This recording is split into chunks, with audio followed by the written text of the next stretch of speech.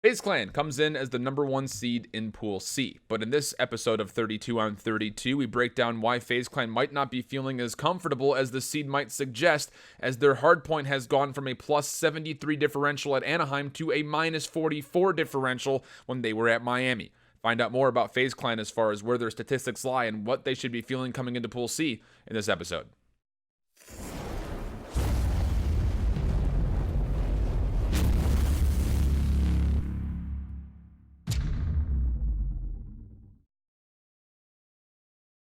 COD fans, welcome back. FaZe Clan up on deck here for you guys for the 32 on 32 and our first team in Pool C. It's going to be an interesting one. Like I said in the intro, their hardpoint has suffered dramatically from being 11-2 at a plus around 73 or so at Anaheim to slipping to a 2-4 at Miami, where they had a -44 differential in the average scores.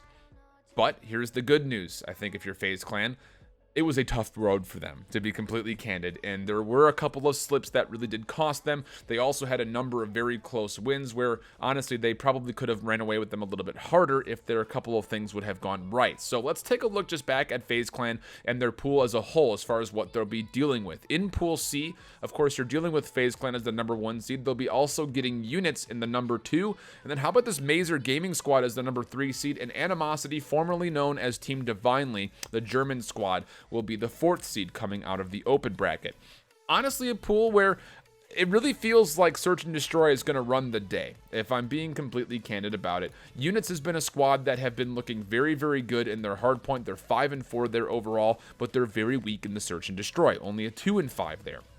Mazer Gaming, they found a lot of their success through the open bracket based on the fact that they had a lot of professional experience and they were able to outfrag teams in the respawns. They had a couple of shaky moments in Search and Destroy, and honestly, let's be real, most of these open teams are going to be really relying on their Search and Destroy to potentially be the one big pro that they're going to have over these CWL teams in their pools. But for FaZe Clan, I'm a touch worried just because their hardpoint, which again has been so stellar since the start of this roster, it was 11-2 like I mentioned at Anaheim. They were able to follow it up with only a 3-3 in the cross divisional, and then they went 2-4 in CWL Miami during the Pro League Finals. However, their losses were to Luminosity. It was a 219-250. They lost 2 in a row to E United, one of them really badly, 59-250, but they only lost the second one 247-250.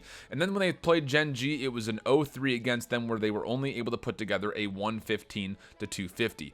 Here's the caveat. Those 2 maps that they didn't look very good on were just on Arsenal. You could tell that Seaside was not a map that they wanted to go to, or people were vetoing it against them because this team has looked very good when it comes to their Seaside specifically, but they've never really been all that comfortable when it comes to Arsenal since this roster comes together. A 250-203 win versus Midnight at Anaheim Pools, and then a 250-223 win versus Optic. Those are the only 2 times that this roster has played that since they came together. So when you fast forward to Miami, you're playing E United, which, let's be honest, they're not terrible at Arsenal, a 9-10 overall record there. And then Gen G, who they're not terrible there either, and actually played Arsenal a heap load at Miami. They're 6-6 there overall, and at Miami, Gen G only lost Arsenal a single time, and that was to 100 Thieves. So you don't have to be super worried about the fact that they only won 2 maps in the hardpoint, I think, at Miami, and the differential is a little bit lopsided because of those 2 maps that were played on Arsenal for FaZe at Miami, but it's just a little bit of a stark difference from what we were able to get from this team when they formed and went 11-2. Now, when they went 11-2 at Anaheim, it was a lot of frequency, a pretty good mix of Hacienda, and a pretty good mix of Seaside with 1 map played on Gridlock. So again, they're hard focusing on frequency, and teams are definitely scared to play them on both frequency and Seaside. Will the open teams know that? Well, if they watch this video, they likely will. But it just comes down to FaZe Clan. Your one weakness in hardpoint is Arsenal. So what do you need to do? Just clean up your Arsenal and you should be fine. I'm very confident in this team when it comes down to the roster they have available to them to do well in the SOG meta. And then on Arsenal, again, you don't have to worry about the SOGs nearly as much. Yes, they still are a big impact on the map, but again, a lot of Maddoxes and ICRs are pulled out on a map like Arsenal hardpoint. Let's get to the Search and Destroy, though, and again, just kind of this team's history. We don't count their history at Vegas. We don't count their history at Fort Worth because this team technically took over the Red Reserve spot, a top 12 finish at London, and then 4th place at Anaheim, 3rd place at Miami. Very, very good. And again, I harped on their hard point pretty hardly, but you take a look at this roster as a whole, 30-15 with a plus 30 differential on average.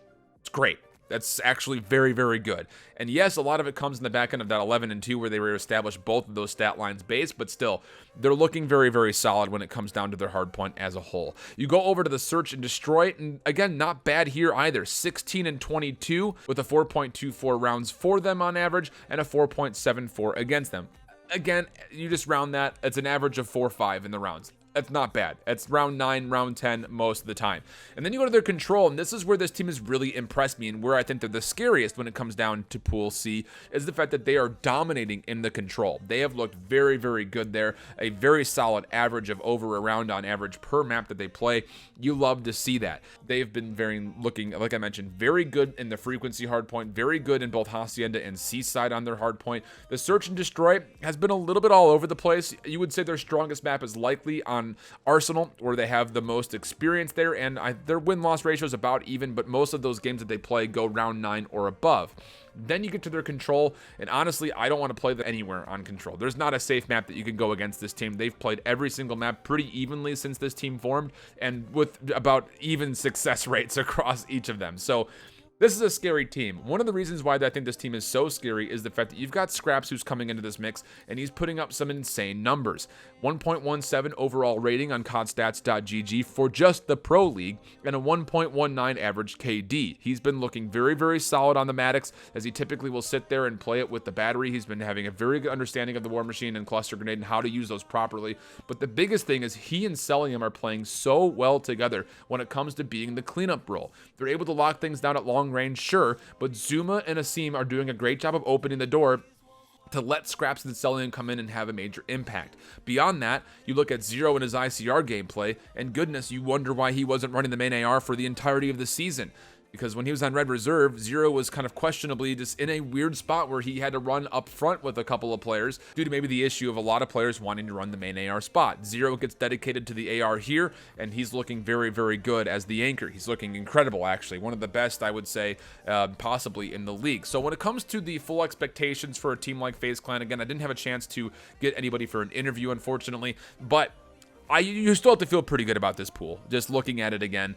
Units is a team that, yeah, they're getting better every time they play, but their search and destroy has looked really lost. But beyond that, they've also not looked very great in the control. Mazer Gaming, again, a lot of notable names on that roster, but are they going to be able to get themselves together across every single mode in time to compete against a team like FaZe Clan? And then Animosity, honestly, I thought it was fortunate for them to even finish top 16 at Miami to begin with, let alone for them to make any waves in Pool C. You got to be feeling good about Pool C for FaZe Clan. You should be getting out of this one no problem, likely in first place. It just comes down to how far does your tournament go from there, and can you adjust and adapt along the couple of days that you have to play? Again, almost a full week of Call of Duty on LAN. You figure that these teams are going to come back and look very, very strong. FaZe Clan in specific, with RJ as their coach, you got to figure they're going to be putting a lot of research into the teams as they get into the bracket, and that preparation, I think, is really going to reward them a lot. Just simply because, again, they are so diverse and so versatile across every single map in every single mode. They are really not hard stuck to playing one map on any particular mode. They've been able to play everything, and that's terrifying for a lot of teams that, again, have been focusing internally, and maybe they're going to be just hard vetoing one map that they don't want to play. That's not really the case for FaZe Clan, as they've looked good, like I mentioned, since this roster formed everywhere. So my expectations for FaZe, out of the pool, no problem, and likely a major contender to get to Sunday when it comes down to the wire for our last potential 4 teams. A lot of favor for them after their 3rd place finish at Miami, but there's more to look at with Pool C. So coming up, we'll be digging into more videos on the pool as a whole. Next, we'll be doing things with units, and then of course we'll be rounding out the pool with their video on the Mazer, which are able to get a interview going with Mosh, and then Animosity with the German squad. So it'll be fun to watch. Hopefully we'll catch you guys for the next one. Until then, though, hope you keep holding it down. So long.